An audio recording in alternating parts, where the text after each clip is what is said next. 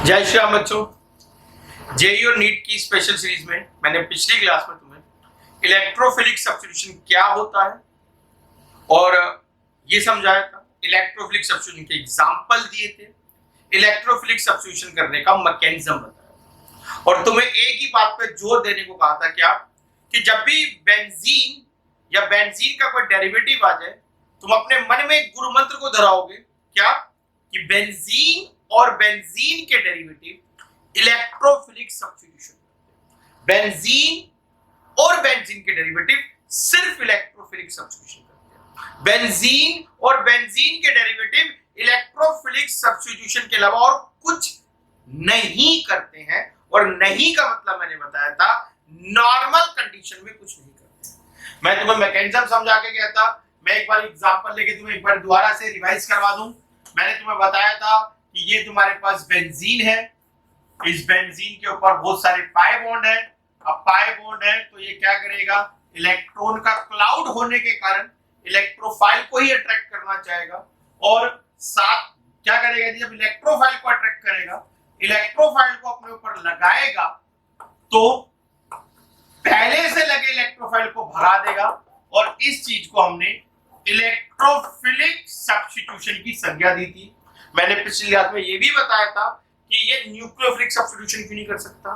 मैंने ये भी बताया था कि बेंजीन एडिशन क्यों नहीं कर सकता और मैकेनिज्म बताए गए थे, एग्जांपल बताए गए थे। अगर पिछली क्लास अटेंड नहीं करी है तो पहले वो वाली क्लास अटेंड कर लो, इस क्लास में कुछ समझ में नहीं आएगा अगर लास्ट क्लास अटेंड नहीं है तो।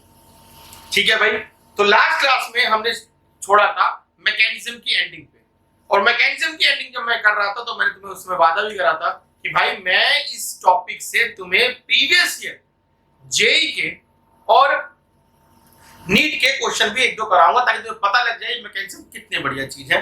देखो बच्चों, एक क्वेश्चन आया था कुछ साल पहले कि मेरे पास बेंजीन है और मैं इस बेंजीन के ऊपर क्लोरीनेशन करके क्लोरोबेंजीन बना रहा हूं। ठीक है जी, ओके। और मेरे पास बेंजीन है, मैं इस पे ब्रोमिनेशन करके क्या बना रहा हूं, ब्रोमोबेंजीन बना रहा हूं। ठीक है, अब मुझे बोला गया बताओ जी इन दोनों में से कौन सा रिएक्शन फास्ट होगा। और फास्ट होने से पहले उसने क्या करा, छोटा सा एक पैराग्राफ टाइप लिखा हुआ था, जैसे वन सिंग पेज में पैराग्राफ लिख देते हैं, तो उसमें ये स्पेशली मेंशन करा गया था कि क्लोरीन जो होता है वो छोटा होता है इन कंपैरेटिव टू ब्रोमीन। क्लोरीन जो होता है वो छोटा होता है, इसके बॉन्ड लेंथ छोटी है और ब्रोमीन जो होता है वो बड़ा होता है तो इसकी बॉन्ड लेंथ बड़ी है। जिसकी बॉन्ड लेंथ बड़ी होती है वो वीक होती है, जल्दी टूटती है और जो जल्दी टूटेगा वो आगे जल्दी रिएक्ट करेगा, ऐसा कुछ लिख के उसके बाद उन्होंने क्या करके ये दोनों क्वेश्चन रखे थे और कह रहे बताओ कि अगर क्लोरीनेशन करते हैं और ब्रोमिनेशन करते हैं तो कौन सा रिएक्शन फास्ट होगा। अब यहां पर बच्चों की एक सिंपल सी बात दिमाग में ये रहती है कि यार इन्होंने बोल दिया क्लोरीन का बॉन्ड जल्दी टूटेगा, क्लोरीन का बॉन्ड देर में टूटेगा इन कंपैरिजन टू ब्रोमीन का बॉन्ड। फिर वो कह भी रहे हैं जिसका बॉन्ड जल्दी टूट जाए वो आगे जल्दी रिएक्शन भी करता है, क्योंकि केमिकल रिएक्शन का मतलब क्या होता है, पुराने बॉन्ड टूट के नए बॉन्ड का बनना। तो ये कह रहे हैं कि भैया ये वाला बॉन्ड जल्दी टूटेगा तो नया बॉन्ड जल्दी भी बनेगा। अब ये पूछ रहे बताओ जी क्लोरीनेशन और ब्रोमिनेशन रिएक्शन कौन सा फास्ट होगा। तो जो बेचारे भोलू से बच्चे हैं वो इस जाल में फंस जाएंगे, वो कहेंगे कि ब्रोमिनेशन फास्ट होगा। मगर जो थोड़े तेज दिमाग के बच्चे हैं उनको पता होगा इतना स्ट्रेट फॉरवर्ड क्वेश्चन नहीं आते कि वो पहले हिंट दे दें उसके बाद स्ट्रेट पूछ लें, तो वो यहाँ पे सतर्क हो जाएंगे। तो उनमें एक ऑप्शन था कि क्लोरीनेशन फास्ट होगा, एक ऑप्शन था ब्रोमिनेशन फास्ट होगा, एक ऑप्शन था जी दोनों की स्पीड सेम ही होगी, इसमें क्या फर्क पड़ता है। ठीक है जी, तीसरा चौथा भी कुछ ऑप्शन था। अब उन्होंने सोचा यार ब्रोमिनेशन रहा है लेकिन इतना स्ट्रेट फॉरवर्ड क्वेश्चन नहीं आता, चलो क्लोरीनेशन मार देते हैं, कुछ ना कुछ उठपटांग तो हो गए। मगर बेटा मजे की बात क्या थी, मजे की बात वो थी जो मैकेनिज्म में लास्ट क्लास में समझाया गया था, दोनों का रिएक्शन सेम स्पीड से चलेगा। अब आधे से ज्यादा बच्चों के कान खड़े होंगे भैया ऐसे कैसे होता है, तो भैया पिछली क्लास को ध्यान से देखो। लास्ट क्लास में मैंने तुम्हें बताया कि इनमें इलेक्ट्रोफिलिक सब्स्टिट्यूशन में रेट डिटरमाइनिंग स्टेप कौन सा है। इलेक्ट्रोफिलिक सब्स्टिट्यूशन में रेट डिटरमाइनिंग स्टेप क्लोरीन और ब्रोमीन का बॉन्ड टूटना, मतलब इनके इलेक्ट्रोफाइल बनना रेट डिटरमाइनिंग स्टेप होता ही नहीं है। रेट डिटरमाइनिंग स्टेप क्या होता है, जब इलेक्ट्रोफाइल इसके यहाँ पे जाके लगता है। अब क्लोरीन कितनी देर से बना, ब्रोमीन कितनी देर से बना, कितनी जल्दी बना, हमें मतलब ही नहीं है ना उससे। रेट डिटरमाइनिंग स्टेप तो वो होता है ना जो रेट को बताता है, और रेट डिटरमाइनिंग स्टेप कौन सा होता है, स्लो होता है, और वो स्टेप फर्स्ट स्टेप होता ही नहीं, वो तो सेकंड स्टेप होता है इसमें कहना। अब जिसको ये पता है उसको ही पता है कि भैया दोनों की स्पीड सेम चलने वाली है, कोई इन दोनों में से कोई फास्ट कोई स्लो नहीं चल रहा होगा। क्यों? फिर से सुन लो, मैंने बताया था कि पहले क्लोरीन का बॉन्ड टूटता है और Cl प्लस और Cl नेगेटिव बनता है, पहले ब्रोमीन का बॉन्ड टूटता है और Br प्लस और Br नेगेटिव बनता है। ठीक है, अब मुझे पता है कि ये रिएक्शन फास्ट होगा, ये रिएक्शन स्लो होगा, ठीक है मुझे पता है, लेकिन इस पर डिपेंड ही नहीं करता ना। जब मेरी क्लास 9 बजे स्टार्ट होती है और तुम 9 बजे वाली क्लास में 8 बजे भी अगर YouTube खोल के बैठ जाओगे तो भैया क्लास जल्दी थोड़ा स्टार्ट होगी। क्लास तो 9 बजे ही स्टार्ट होगी, क्लास तो 9 बजे स्टार्ट होगी। अब जब पहले बन के भी बैठ गया और ये बाद में भी बना है तो क्या फर्क पड़ता है, इस पे डिपेंड ही नहीं करेगा। डिपेंड किस पे करता है कि इस बेंजीन पे इलेक्ट्रोफाइल कैसे लगता है, ये डिपेंड करता है। अब इलेक्ट्रोफाइल जब दोनों बन ही गए हैं तो सब कुछ डिपेंड किस पे करेगा, कौन जल्दी लगेगा। और भैया दोनों इलेक्ट्रोफाइल है, दोनों सेम स्पीड पे चलेंगे, दोनों इससे कोई फर्क ही नहीं पड़ेगा, क्योंकि रेट डिटरमाइन सब क्या था, इलेक्ट्रोफाइल का लगना, ना कि इलेक्ट्रोफाइल का बनना। इसलिए भाई मैकेनिज्म का एक एक शब्द, उस क्लास का एक एक सेकंड बहुत इंपॉर्टेंट। ठीक है जी, तो मैं तो पहले ही समझाया था कि सब कुछ नाम पे, नाम वाले जो नाम था उस गुरु मंत्र को दोबारा से रिपीट कर लो। बेंजीन और बेंजीन के डेरिवेटिव इलेक्ट्रोफिलिक सब्स्टिट्यूशन कर रहे हैं, उसी चीज के ऊपर मैं अपना नेक्स्ट टॉपिक चला रहा हूं, ध्यान से देखो बच्चों हम क्या पढ़ रहे हैं आज। हम पढ़ रहे हैं, हमने लास्ट टाइम पढ़ा था बेंजीन और बेंजीन के डेरिवेटिव, तो बेंजीन लास्ट क्लास में पढ़ लिया था, बेंजीन के डेरिवेटिव की बात कर रहे हैं। लेकिन बात जो है वो वही रहेगी जो मैंने लास्ट टाइम तुम्हें समझाई थी कि बेंजीन हो या बेंजीन का डेरिवेटिव हो वो इलेक्ट्रोफिलिक सब्स्टिट्यूशन ही करता है। अब मैंने लास्ट टाइम बेंजीन के ऊपर इलेक्ट्रोफिलिक सब्स्टिट्यूशन करके दिखा दी। अब मैं करूं बेंजीन का डेरिवेटिव है, अब मैं इसमें मान लो मतलब जैसे मैंने पहले बेंजीन की क्लोरीनेशन करी थी, क्लोरोबेंजीन बना दिया। अब मैं कह रहा हूं यार मैं ना क्लोरोबेंजीन की ना फिडेलक्राफ्ट एल्काइलेशन करूंगा, मेरे मन में है, तो मैंने बेंजीन की कर ली थी, अब बेंजीन के डेरिवेटिव की करूंगा। तो बेंजीन के डेरिवेटिव की जब करोगे तो देखो बहुत सुंदर चीज है, बहुत ही बढ़िया, कि यहां क्लोरीन लगा हुआ है। अब हम सबको पता तो ये है ही है कि बेंजीन और बेंजीन के डेरिवेटिव इलेक्ट्रोफिलिक सब्स्टिट्यूशन करते हैं। ये पॉजिटिव है, ये नेगेटिव है, ये इलेक्ट्रोफाइल है, ये न्यूक्लियोफाइल है, तो इलेक्ट्रोफाइल यहां लग सकता है, इलेक्ट्रोफाइल आने के बाद यहां लग सकता है, इलेक्ट्रोफाइल यहां पे लग सकता है। 3 पोजीशंस होती है, सबको इन पोजीशंस के नाम भी पता है, कौन कौन सी पोजीशन है, ऑर्थो, मेटा, पैरा। तो देखो मैं जो समझाने की कोशिश कर रहा हूं उसको बहुत ध्यान समझना। अब ये इलेक्ट्रोफाइल कहां लगेगा, ऑर्थो पे, मेटा पे या पैरा पे, ये इस बात पे डिपेंड ही नहीं करता।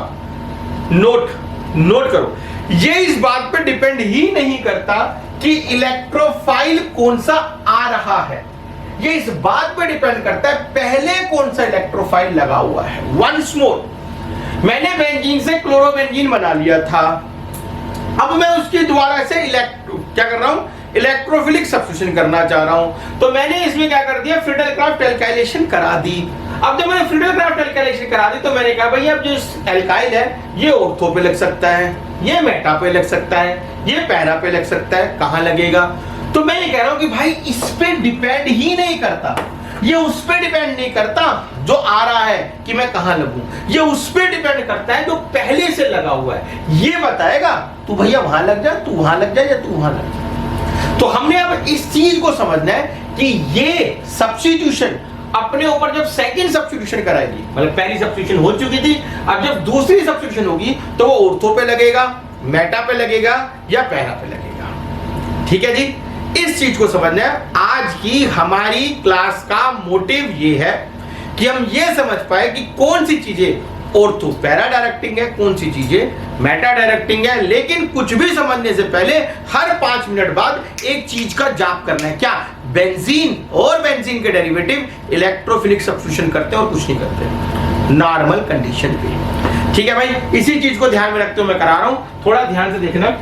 देखो बच्चों, थोड़ा नहीं बहुत ध्यान से देखना पड़ेगा। यहां तो देखो तुम्हें बहुत ज्यादा ध्यान से देखना पड़ेगा, और एक बार से काम भी नहीं चलने वाला। मुझे 20 साल लगे, मैं 20 साल से इस चीज को करा रहा हूं, तब जाके परफेक्शन पे नहीं आ पाया हूं, तब जाके सोचता हूं कि हाँ भाई मैंने इतना सीख लिया कि मैं अपना जेयू नीट का एग्जाम निपटा लूंगा, अपने आईआईटी का एग्जाम निपटा लूंगा, अपने बच्चों को इतना पढ़ा दूंगा कि उनका कोई क्वेश्चन ना अटके। तो तुम्हें इस चीज के लिए उतनी ही मेहनत करनी पड़ेगी। ध्यान से समझो मेरी बात। ये मेरा, हम एग्जाम्पल इसी को ले लेते हैं, हम एग्जाम्पल क्लोरोबेंजीन का ही ले लेते हैं। ये मेरा क्लोरोबेंजीन है, ठीक है जी। अब ध्यान से सुनना, जो ये क्लोरोबेंजीन है, हम सबको पता है इस क्लोरोबेंजीन के ऊपर 3 लोन पेयर होते सबको पता है, ठीक है जी।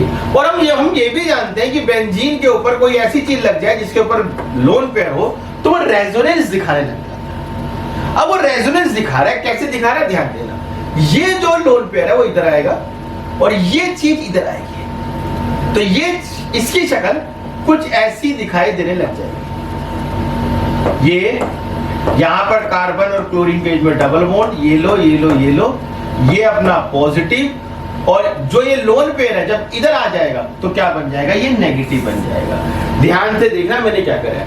अभी क्लोरीन के ऊपर 1 2 3 4 5 6 और ये इलेक्ट्रॉन 7 इलेक्ट्रॉन था।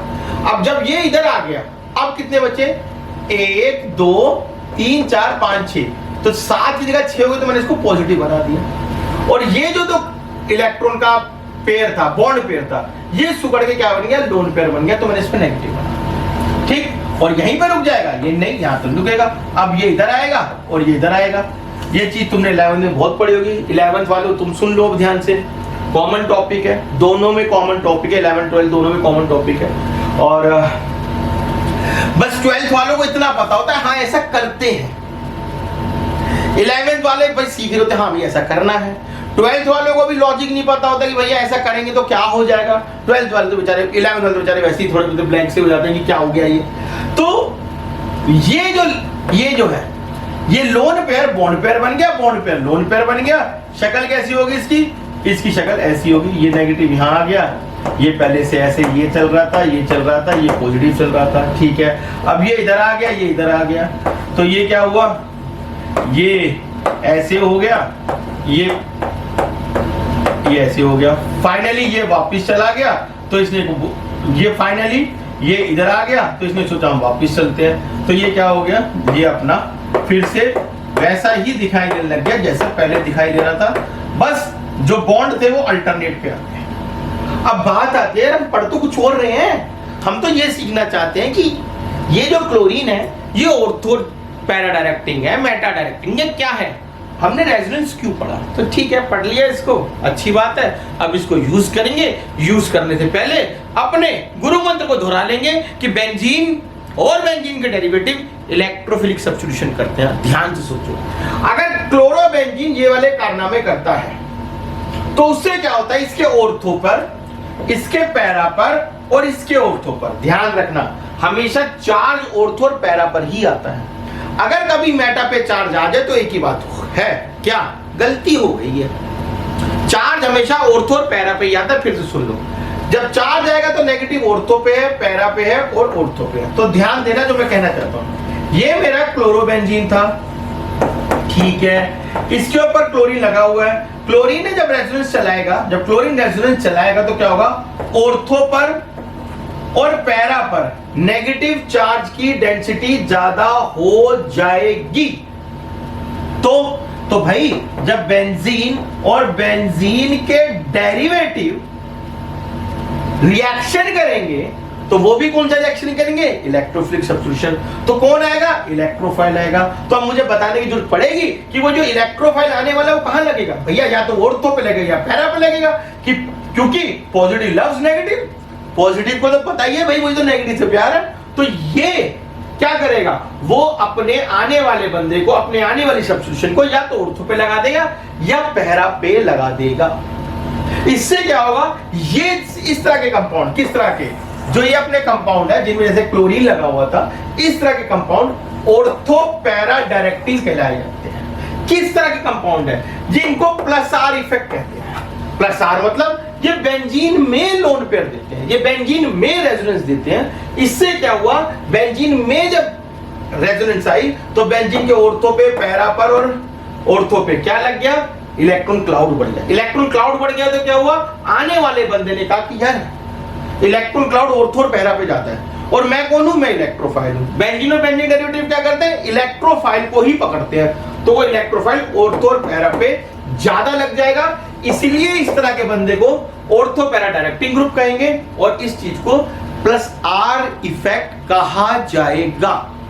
फिर से एक बारी सुनो, मान लो मेरे पास यहां पर बेंजीन था और बेंजीन के ऊपर मैंने लेट से एल्डिहाइड लगा रखा है, ठीक। अब ये क्या करेंगे, देखो ध्यान से देखना, इससे थोड़ा सा उल्टा चलने वाला है। ये बंदे क्या करेंगे, ये इलेक्ट्रॉन को खींच के ऐसे पकड़ लेंगे। अब देखो ध्यान, इसने बेंजीन में इलेक्ट्रॉन का पेयर दिया था, इसने बेंजीन में रेजोनेंस दिया था, मैंने बोला प्लस आर, इसने बेंजीन से लोन पेयर लिया तो इसको बोला गया क्या, माइनस आर। इसने बेंजीन में इलेक्ट्रॉन दिया प्लस आर, इसने बेंजीन से इलेक्ट्रॉन लिया माइनस आर। अब क्या होगा, तो ये ऐसा बन जाएगा, जब इलेक्ट्रॉन यहां से चला गया तो ये पॉजिटिव, ये कार्बन, ये ऑक्सीजन नेगेटिव, क्योंकि यहां पे इलेक्ट्रॉन आ गया और ये H हो गया, ठीक है जी।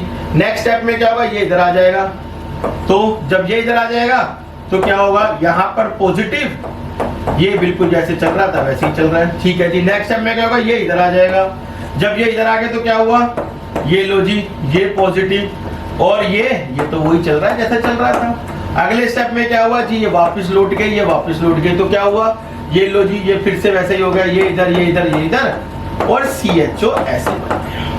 अब इसमें तुम ध्यान से देखो तो ऑर्थो पर और पैरा पर, जैसे यहां पर ऑर्थो और पैरा पर नेगेटिव आ गया था, वैसे ही यहां पर ऑर्थो और पैरा पर क्या आ गया, पॉजिटिव आ गया। मैंने अभी तुम्हें समझाया है कि भैया बेंजीन के ऊपर जब भी रेजोनेंस चलती है तो ऑर्थो पैरा पे ही चार्ज आता है। पीछे कुछ 2-3 क्लास पहले मैंने तुम्हें जब एसिडिक और बेसिक नेचर करा रहा था तब भी मैंने कहा था, ये बात का रट्टा मार लो कि आर इफेक्ट कभी मेटा पे नहीं पहुंचता। तो यहां पर चाहे पॉजिटिव चार्ज था चाहे नेगेटिव चार्ज था, दोनों कहां पर रहे, ऑर्थो और पैरा पे रहे, ठीक है, अलग बात है। आगे सुनो, अब मान लो जैसे मेरे पास ये बेंजल्डिहाइड है, ये बेंजीन का डेरिवेटिव है। अब मैं इसमें क्या करना चाहता हूं, इस बेंजल्डिहाइड में अब मैं वही इलेक्ट्रोफिलिक सब्स्टिट्यूशन करना चाहता हूं। मैं चाहता हूं भाई ये फिडेल-क्राफ्ट एल्काइलेशन कर ले। अब मैं क्या करूं, तो भाई मेरे को तो कुछ नहीं करना, मिथाइल, वही मिथाइल यहां था, वही मिथाइल मैं यहां लगा रहा हूं, लेकिन बेंजीन और बेंजीन के डेरिवेटिव इलेक्ट्रोफिलिक सब्स्टिट्यूशन करते हैं। और जब इलेक्ट्रोफिलिक सब्स्टिट्यूशन करने बैठे तो यहां पर क्या आ गया, यहां पॉजिटिव आ गया। तो पॉजिटिव आने वाला पॉजिटिव क्या करेगा, वो क्या कहेगा, पॉजिटिव मैं हूं, जाकर पॉजिटिव पे चिपक जाऊं ना, वो कहेगा यार पॉजिटिव पे चिपकने से तो कोई फायदा ही नहीं है, इससे अच्छा तो कहां लग जाऊं, इससे अच्छा तो बेटर है कि मैं मेटा पे लग जाऊं। तो उल्टा हो गया, यहां पर बेंजीन में इलेक्ट्रॉन गए थे तो ऑर्थो पैरा पे नेगेटिव आ गया, यहां बेंजीन से इलेक्ट्रॉन गए थे तो ऑर्थो पैरा पे पॉजिटिव आ गया। जब ऑर्थो पैरा पे नेगेटिव था तो इलेक्ट्रोफाइल ऑर्थो पैरा पे लगा, जब ऑर्थो पैरा पे पॉजिटिव था तो इलेक्ट्रोफाइल सिर्फ कहां लगा, मेटा पे ही लगा। तो इस तरह के कंपाउंड, किस तरह के, माइनस आर वाले जो होते हैं वो क्या कहलाए जाते हैं, मेटा डायरेक्टिंग ग्रुप कहलाएंगे। भाई साहब अब तक की सबसे इंपॉर्टेंट क्लास, सबसे इंपॉर्टेंट टॉपिक, तुम सबको पता है कि आदि ऑर्गेनिक बेंजीन और बेंजीन के डेरिवेटिव से भरी हुई है। जो भी तुम चैप्टर पढ़ते हो उसका एलिफेटिक के बाद एरोमेटिक कंपाउंड जरूर आते हैं, और उसके अंदर 12th में भी ये चीज 8 जगह पर दे रखी है। 11th में तो बहुत ज्यादा है, ये 12th में भी बहुत ज्यादा है। और देखो 12th में पढ़ाते नहीं, 12th में कहते हैं भैया 11th में पढ़ ही लिया था, और ऑब्वियस सब पढ़ लिया था, 11th वाली चीज है। अब लेकिन वही है, लिंक बाय लिंक कैसे वो करोगे, तो जो पहले दिन समझाया था वही आखिरी दिन तक चलेगा। एक गुरु मंत्र याद रखना है, क्या, बेंजीन और बेंजीन के डेरिवेटिव इलेक्ट्रोफिलिक सब्स्टिट्यूशन करते हैं, उसी आधार पर हम अब तक का टॉपिक कराते जा रहे हैं। इसको तुम्हें 2-3-4 बारी हाथ से प्रैक्टिस करनी पड़ेगी। बॉन्ड को घुमाने की प्रैक्टिस करोगे तब जाके तुम्हें ये अपना ऑर्थो पैरा और मेटा डायरेक्टिंग ग्रुप ढंग से समझ में आएगा। बाकी तुम्हें पता ही है, तुम आराम से इस वीडियो को देखो, आराम से इस क्लास को अटेंड करो और आराम से अच्छी तरीके से नोट्स फॉर्मेशन कर लो और अपनी 11वीं की एनसीईआरटी 12वीं की एनसीईआरटी इस टॉपिक से रीड करो। देखो कुछ ऐसा तो नहीं जो रह गया। अभी इस टॉपिक पे मेरे पास थोड़ा खजाना और बचा हुआ है, थोड़ा क्या बहुत सारा खजाना और बचा हुआ है। इस टॉपिक में कभी और डीप ले जाऊंगा। पहले क्लास में हमने पढ़ा था कि बेंजीन के डेरिवेटिव इलेक्ट्रोसब्स्टिट्यूशन करते हैं, एग्जांपल से के मैकेनिज्म देके। इस क्लास में हमने पढ़ा कि भाई डेरिवेटिव्स कैसे काम करते हैं, ऑर्थो पैरा पे कौन लगाएगा, मेटा पे कौन लगाएगा। अगली क्लास में हम इससे और गहरा पढ़ने वाले, आगे पढ़ने वाले। तो भैया क्लास अटेंड करने के लिए चैनल को भैया सब्सक्राइब कर लो, क्योंकि अगर तुम्हारी नोटिफिकेशन ऑन नहीं होगी क्लास मिस हो जाएगी। और ये टॉपिक बहुत इंपॉर्टेंट है, आगे तुम बहुत खुद ही समझदार हो, तुम्हें सब कुछ पता है कि ये टॉपिक कितने इंपॉर्टेंट है। जो बच्चे सीनियर्स हैं, जो नीट जेई वाले, उनको पता ही है। ठीक है बच्चों, मैं कोशिश करूंगा अगली क्लास के अंदर तुम्हें नीट जेई के थोड़े बहुत क्वेश्चंस भी करा। ठीक है जी, ओके बच्चों, फिर मिलते हैं। जय श्री राम।